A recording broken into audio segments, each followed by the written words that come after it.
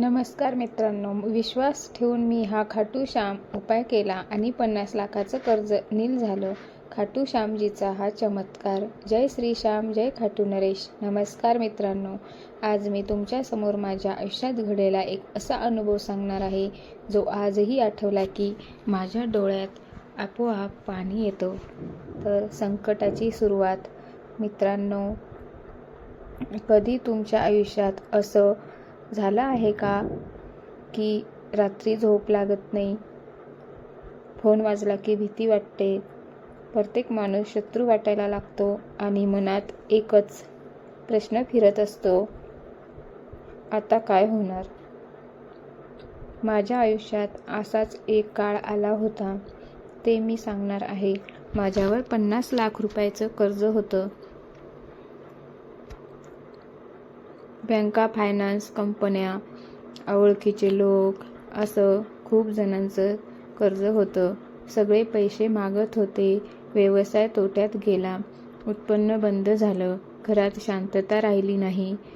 आई-वडिलांच्या चेहऱ्यावर चिंता, पत्नीच्या डोळ्यात भीती आणि पाणी.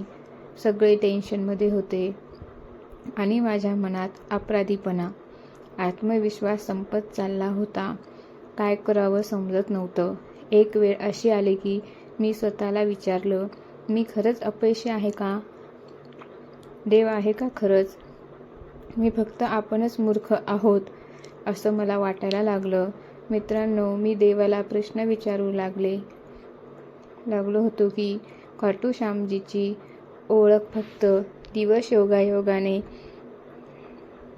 यूट्यूबवर खाटू श्यामजीचा एक व्हिडिओ आला आणि हारे का सहारा, बाबा श्याम हमारा हे शब्द माझ्या काळजात घुसले. मी पहिल्यांदाच खाटू श्यामजीबद्दल नीट जाणून घ्यायला सुरुवात केली आणि त्यांची कथा, त्यांच्या भक्तावरील करुणेचा भाव आणि हजारो लोकांचे अनुभव हे मी बघितले होते. त्यामुळे मी पण खूप विश्वास ठेवला. उपाय करण्याचा निर्णय घेतला. मी कोणताही उपाय अंधविश्वासाने केला नाही. मी तो केला पूर्ण श्रद्धेने आणि भावनेने. हा उपाय म्हणजेच 7 दिवसाचा खाटू श्याम संकल्प केला. मी ठरवलं की हा उपाय करून बघायचा. बाबा, मी तुझ्याकडे पैसे मागत नाही, मी फक्त मार्ग मागत आहे. उपाय कसा केला हे मी तुम्हाला सांगत आहे. सकाळी लवकर उठून आंघोळ करून स्वच्छ कपडे घालायचे. त्यानंतर श्यामबाबाचा फोटो आणि समोर ठेवायचा. दिवा लावायचा. रोज म्हणायचं, ओम श्री श्याम देवाय नमः. 108 वेळा मनोकामना पूर्ण मनात ठेवायची आणि जप करायचा. आणि शेवटी फक्त एवढंच म्हणायचं की बाबा, माझं नाही, तुझं चालू दे.